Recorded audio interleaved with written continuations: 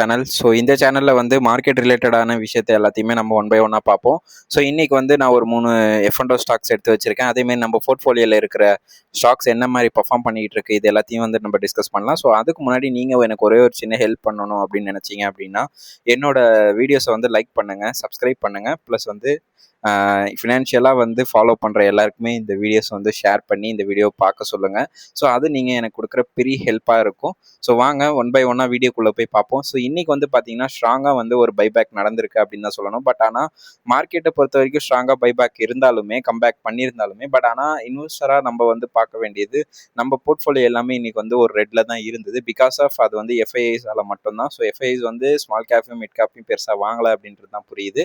But ஆனால் 3 லட்சம் கோடி வந்து இன்னைக்கு வந்து ஆட் ஆயிருக்கு ஸ்டாக் மார்க்கெட்டுக்குள்ள அப்படின்றத வந்து சொல்றாங்க.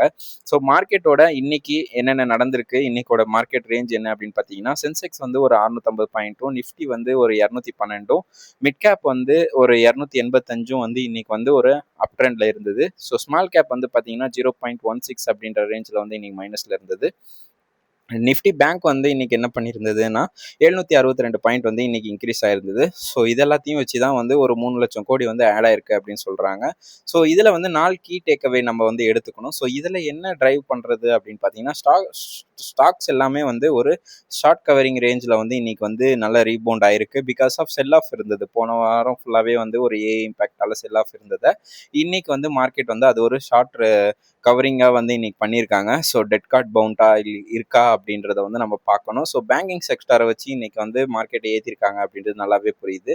ஸோ நிஃப்டி பேங்க் பார்த்தீங்க அப்படின்னா ஒரு 1.5% ஏறிச்சு. அதுக்கான மெயின் ரீசன் வந்து பார்த்தீங்க அப்படின்னா, பியூசி பேங்க் வந்து ஒரு 1.5%, பிரைவேட் பேங்க் வந்து பார்த்தீங்கன்னா ஒரு 1.25% இன்னைக்கு ஏறிந்தது. அதே மாதிரி ஸ்டெபிளாக இருக்குது ருப்பியோட சப்போர்ட் அப்படின்றது வந்து ஒரு 90 ருபீஸ் அப்படின்ற ரேஞ்சில் வந்து இந்தியாவோட யூஎஸ் வர்சஸ் இந்தியா ருப்பி வந்து ஒரு 90% வந்து இன்னைக்கு வந்து ஏறி இருக்கு. ஸோ அது வந்து ஒரு நல்ல விஷயமா பார்க்கப்படுது. அதே மாதிரி பார்த்தீங்கன்னா யூஎஸ் இன்ஃப்ளேஷன் வந்து இன்னைக்கு வந்து சொல்லியிருக்காங்க, இன்ஃப்ளேஷன் பெருசாக இருக்காது அப்படின்ற மாதிரி கொடுத்துருந்தனால பூஸ்டப் ஆயிருக்கு அப்படின்னு தான் சொல்லணும். ஸோ அந்த சென்டிமெண்ட்டை வச்சு இன்னைக்கு மார்க்கெட் ஏறி இருக்கலாம். ஸோ பேங்கோட நிஃப்டி, அதாவது நிஃப்டி பேங்கோட 762 பாயிண்ட்டுக்கு மெயின் ரீசன் வந்து பார்த்தீங்கன்னா பியூசி பேங்க் தான் ஒரு 1.5% வந்து இன்னைக்கு வந்து நல்ல ஒரு கவரிங் கொடுத்துருக்கு. பிரைவேட் பேங்க் பார்த்தீங்கன்னா 1.25% இன்னைக்கு கொடுத்துருக்கு அப்படின்னு சொன்னாலுமே, ஸோ இதுக்கான விஷயம் என்ன அப்படின்னு பார்த்தீங்கன்னா, பவர் செக்டார்ஸில் வந்து இன்னைக்கு நல்ல ஒரு கெயினாக இருந்திருக்காங்க. ஸோ இவங்க தான் வந்து ஒரு நல்ல ஒரு கெயின் செக்டாரில் இருக்காங்க. டிஐஸ் வந்து பேங்கிங் செக்டரை வச்சு தான் ஏற்றுறாங்க அப்படின்றத வந்து நம்மளால நல்லா புரிஞ்சிக்க முடியுது அப்படின்றது தான் நம்மளுக்கு புரியுது. அடுத்ததாக பார்த்தீங்கன்னா டாப் பர்ஃபார்மன்ஸில் இன்னைக்கு யாராவது இருக்காங்கன்னா ஹெச்டிஎஃப்சி, ஆக்சிஸ், அதே மாதிரி ஐடிஎஸ்சி, ரிலையன்ஸு, பாரத், கனரா பேங்க். ஸோ இவங்க எல்லாருமே வந்து இன்னைக்கு வந்து ஒரு ஸ்ட்ராங்கான கெய்னராக இருந்தாங்க நம்ம நிஃப்டி 50க்குள்ள அப்படின்னு சொல்லலாம். ஸோ ஸ்பெஷல் மென்ஷனாக வந்து நம்ம எதை பார்க்கலாம்னா, ஜிஎம்ஆர் ஏர்போர்ட் வந்து குவார்டர் வந்து ஒரு 7% வந்து அவங்களோட ரிசல்ட்டில் வந்து ஏர்னிங்ஸ் வந்து அதிகமாக கொடுத்துருக்காங்க. அதேமாதிரி ப்ரிசிஷன் வயர்ஸ் இந்தியா அவங்க வந்து ஒரு 15% வந்து ரெக்கார்ட் ஹை வந்து பண்ணியிருக்காங்க. கோஃபோஜ் வந்து ரீஃபவுண்ட் ஆகிருக்கு. ஸோ போன வாரம் கம்பேர் பண்ணும்போது 5% வந்து டேலேருந்து லோலேருந்து இன்னைக்கு ரெக்கவரி ஆயிருக்குன்னு தான் சொல்லணும். நாட்கோ ஃபார்மா பார்த்தீங்கன்னா ஒரு 7.5% வந்து இன்னைக்கு இன்க்ரீஸில் இருந்தது. அதுக்கான மெயின் ரீசன் பார்த்தீங்கன்னா இந்த செமகண்டல்ட் அப்ரூவல் அப்படின்றத வந்து அவங்க எடுத்திருக்காங்க அப்படின்னு சொல்கிறாங்க. ஸோ மெகா டீல் என்ன அப்படின்னு பார்த்தீங்க அப்படின்னா, ஃபெடரல் பேங்கை வச்சு இன்னைக்கு ஒரு மெகா டீல் நடந்திருக்கு. So Federal Bank plus Blackstone அவங்க 2 பேருமே வந்து இன்னைக்கு வந்து ஒரு ஒப்பந்தத்துக்குள்ளே வராங்க. 6200 கோடிக்கு வந்து ஒரு டீல் வந்து நடந்திருக்காங்க. ஸோ அந்த டீலோட ஹைலைட் என்ன அப்படின்னா 27,000 கோடி வந்து வாரண்டி இஷ்யூ பண்ணியிருக்காங்க. ஸோ ஈச் 2 to 7 அப்படின்ற ரேஞ்சில் வந்து, அதே மாதிரி 1546 கோடிக்கு வந்து அப்ஃப்ரண்ட், அதாவது 25% வந்து இஷ்யூ சைஸாகவும், ரிமைனிங் 75% வந்து பேயபிள் வாரண்டி கவரேஜனாகவும் கொடுத்துருக்காங்க. ஸோ அடுத்த 18 மந்த்துக்கு பிளாக் ஸ்டோன் வந்து ஓனா எவ்வளோ ஸ்ட்ரைக் பண்ணியிருக்காங்க அப்படின்னா 10% வந்து இப்போ வந்து ஸ்ட்ரைக் ஹோல்டராக இருக்காங்க. அவங்க தான் லார்ஜஸ்ட் ஸ்ட்ரைக் ஹோல்டராக வந்து ஃபெடரல் பேங்க்குள்ளே இருக்க போகிறாங்க அப்படின்றது இதில் நல்லா புரியுது. ஸோ போர்ட் செட் வந்து நாமினிஸ், அதாவது ரைட் நோவில் வந்து 5% வந்து ஃபெடரல் பேங்க் வந்து பிளாக் ஸ்டோனுக்கு வந்து கொடுத்துருக்காங்க. ஸோ அதே மாதிரி சிஐ அண்டு ஆர்பிஐ அப்ரூவ் கொடுத்துட்டாங்க செக்யூர்டுக்கு. ஸோ இப்போ வந்து பார்த்தீங்கன்னா போன வருஷத்தோட இன்னைக்கு கம்பேர் பண்ணும்போது ஃபெடரல் பேங்க் வந்து ஒரு 60% வந்து லாஸ்ட் 12 மந்த்தில் வந்து இன்க்ரீஸ் ஆயிருக்கு அப்படின்னு தான் சொல்லணும். ஆந்த்ராபிக்கோடத வந்து ஒரு மெயின் நியூஸ் பார்த்தேன். ஸோ அதில் வந்து ஃபர்ஸ்ட்டாக என்ன பண்ணியிருக்காங்கன்னா, ஃபர்ஸ்ட்டு இந்தியாவோட ஆஃபீஸை வந்து ஆந்த்ராபிக் வந்து இங்கே வந்து போட்டிருக்காங்க. ஸோ அந்த ஆந்த்ரோபிக் வந்து பெங்களூரில் தான் அவங்களோட ஃபர்ஸ்ட்டு ஆஃபீஸை வந்து ஓப்பன் பண்ணுறாங்க. அதோட மெயின் ரீசன் என்னென்ன அப்படின்னு பார்த்தீங்கன்னா, யாரோட பார்ட்னர்ஷிப்லனா ஏர் இந்தியாவும் அண்டு ரூசிபே அப்படின்ற ஒருத்தவங்க கூட வராங்க. ஸோ ஏர் இந்தியா வந்து ஆல்ரெடி டாட்டாவோட தான். ஸோ அவங்களே வந்து இதெல்லாம் பண்ணலாம். பட் ஆனால் ஆந்த்ரோபிக்கை ஏன் நம்புறாங்கன்னு எனக்கு தெரியல. பட் ஆனால் இப்போ வந்து அவங்களோட பார்ட்னர்ஷிப்பில் என்ன பண்ணியிருக்காங்கன்னா, கஸ்டமர் சாஃப்ட்வேர் டெவலப்மெண்ட் அப்படின்ற ஒரு சாஃப்ட்வேருக்குள்ளே வந்து வராங்க ஏர்லைன் ஆப்ரேஷனுக்காக. ஸோ அதுதான் ஃபர்ஸ்ட் பாயிண்ட்டு. அடுத்ததாக வந்து இந்த ரூசிபே அப்படின்ற கொலாபரேஷனுக்குள்ளே வந்து ஏஐ பவர்டு ஃபின்டெக் சொல்யூஷனுக்குள்ளே வராங்க. ஸோ இதுவுமே வந்து ஒரு ஆட்டோமேஷனாக வந்து மாறப்போகுது அப்படின்றத புரிஞ்சுக்கோங்க. ஸோ இவங்களோட பெங்களூர் ஆஃபீஸை வந்து ஃபர்ஸ்ட் ஹப்பாக வந்து இந்தியாவோட ஆப்ரேஷனுக்கு வந்து ஓப்பன் பண்ணுறாங்க. ஸோ இவங்களோட வேல்யூவேஷன் அப்படின்றது வந்து 380 வேல்யூவேஷனாக இருக்குது. இப்போ 380 பில்லியனா.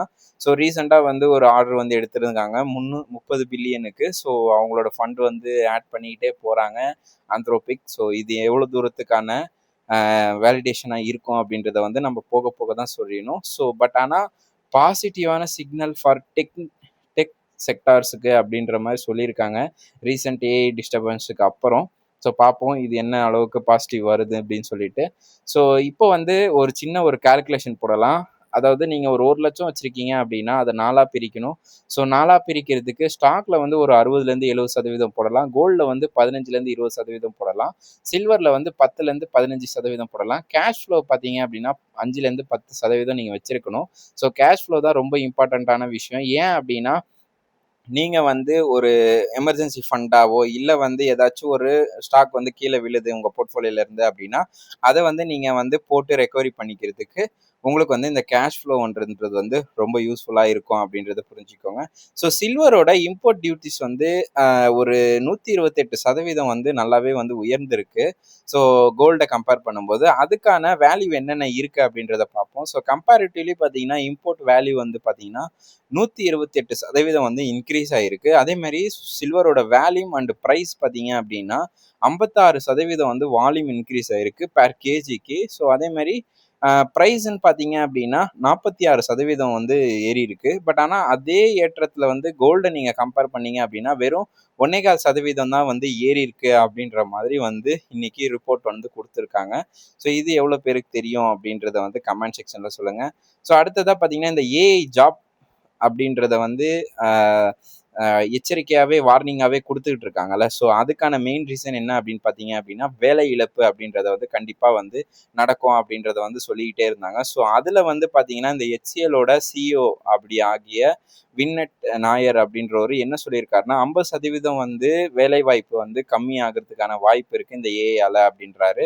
பட் ஆனால் வந்து AI will eliminate 50% of current ஜாபாக இருந்தாலும் equal number of new job will be created. அதாவது புது ஜாப்பையும் கிரியேட் பண்ணுறதுக்கான வாய்ப்பு அதிகமாக இருக்குது இந்த ஏஐ வச்சு அப்படின்ற மாதிரி சொல்லியிருக்காங்க. ஸோ இது எவ்வளோ அளவுக்கு குளோபலாக ஏஐ லீடர்ஸ்க்கு வந்து ஃபாலோ பண்ண போகிறாங்க. ப்ளஸ் வந்து ஸ்கில் எக்யூப்மெண்ட்டில் வந்து என்னென்ன சேஞ்சஸ் வந்து கொண்டு வர போகிறாங்க. அதேமாரி ரீஸ்கில்ஸ் அண்ட் அப்ஸ்கில்ஸ் வந்து நம்ம எவ்வளோ சீக்கிரமாக வந்து கற்றுக்க வேண்டியது இருக்குது அப்படின்றத வந்து அவர் புரிய வச்சுருக்காரு. ஸோ அடுத்த நியூஸாக வந்து இது வந்து ஒரு பெரிய நியூஸாக வந்து இருக்குது. ஃப்ரான்ஸோட மேக்ரோன் வந்து இன்னைக்கு இந்தியாவுக்கு வராரு. ஸோ நம்ம பிரசிடென்ட் மோடி, அதாவது நம்மளோட பிரைம் மினிஸ்டர் மோடியை வந்து மீட் பண்ண போகிறாரு பிரசிடென்ட் மேர்கோ. ஸோ அவர் மீட் பண்ணும்போது என்னென்ன இருக்கும் அப்படின்னு பார்த்தீங்க அப்படின்னா மெயினாக வந்து ஹரிசாண்டல் 2047 ரோட் மேப் வந்து இன்னைக்கு டிஸ்கஸ் பண்ண போகிறாங்க. ஸோ அன்னைக்கு என்ன ஒரு வளர்ச்சி இருக்குமோ அதை இன்னைக்கு வந்து ஒரு ரோட் மேப்பாக போட்டு போக போகிறாரு. அதேமாரி டிஃபென்ஸில் வந்து இன்னைக்கு வந்து ஒரு நல்ல டீலை வந்து பேச போகிறாங்க. ஸோ ட்ரேட் அண்டு இன்வெஸ்ட்மெண்ட்டில் வந்து பார்த்தீங்கன்னா நல்ல ஒரு கோஆப்ரேஷனுக்கு வந்து கொடுப்பாங்க அப்படின்ற மாதிரி சொல்லியிருக்காங்க. கிளைமேட் ஆக்ஷனுக்கு என்னென்ன பண்ணணும் அப்படின்றத வந்து பேச போகிறாங்க. டெக்னாலஜி டிரான்ஸ்ஃபரில் வந்து ஃபோக்கஸ் வந்து ஏஐ, ஸ்பேஸு, நியூக்ளியர் எனர்ஜி இதில் எல்லாத்துலேயுமே வந்து ஒரு நல்ல ஒரு டெக்னாலஜி அண்ட் டிரான்ஸ்ஃபரில் வந்து பண்ண போகிறாங்க.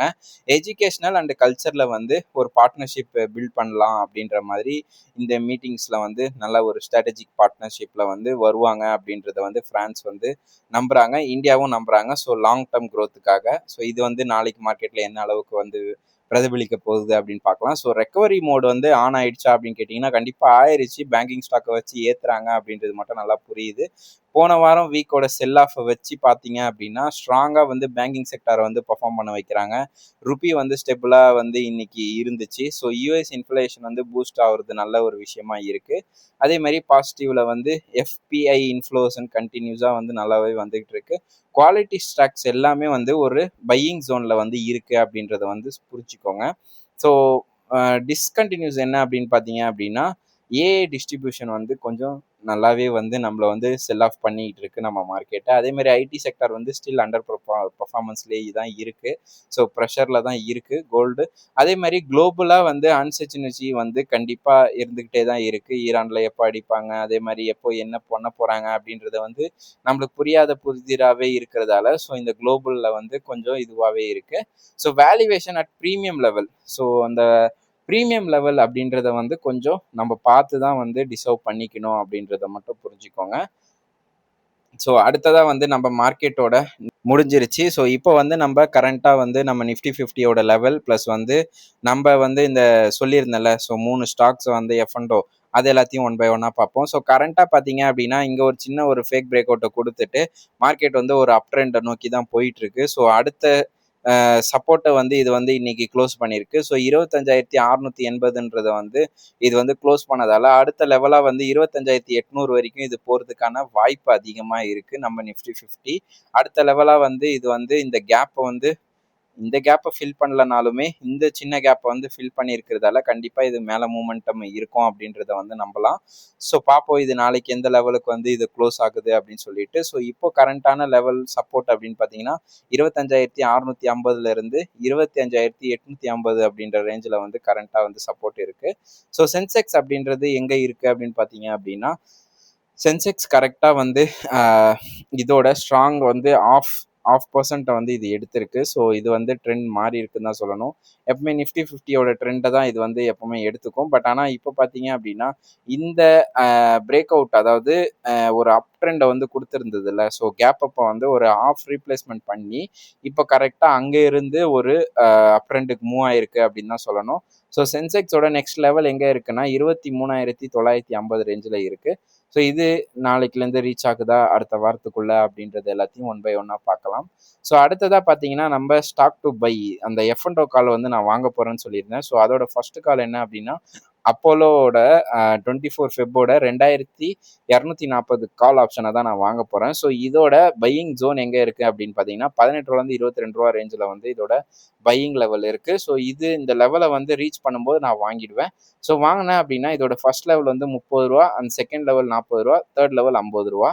ஸோ இது வந்து 0 கால்னு தான் நான் வந்து சொல்லுவேன். ஸோ பார்ப்போம் இது எந்த லெவலுக்கு வந்து நம்ம ரீச் ஆகுது அப்படின்னு சொல்லிட்டு நான் இதை வச்சு டெய்லியுமே வந்து நான் உங்க கூட டிஸ்கஸும் பண்ணுவேன்.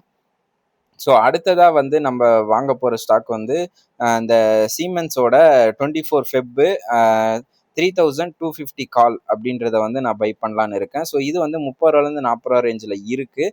ஸோ இது எந்த லெவலுக்கு வந்து போகும் அப்படின்னா 30 ரூபாலேருந்து 40 ரூபா வரும்போது நான் வாங்கிடுவேன். ஸோ 55 ரூபான்றது இதோட ஃபர்ஸ்ட் லெவலாக நான் வந்து வச்சுருக்கேன். ரெண்டாவது லெவல் 70 ரூபா, மூணாவது லெவல் 100 ரூபா. ஸோ இந்த 100 ரூபா போகணும் அப்படின்னா கண்டிப்பாக மார்க்கெட்டோட செர்டினிட்டியை பொறுத்து தான் இது வந்து ரீச் ஆகும் அப்படின்றத புரிஞ்சுக்கோங்க. அடுத்ததாக பார்த்தீங்க அப்படின்னா அந்த ஃபோர்ட்நெட் 24 ஃபெப்பு 930 ருபீஸ் அப்படின்றத வந்து நான் வாங்க போகிறேன். ஸோ இதோட கரண்ட் மார்க்கெட் ரேட்டு 10 ரூபா 60 காசு இருக்கு.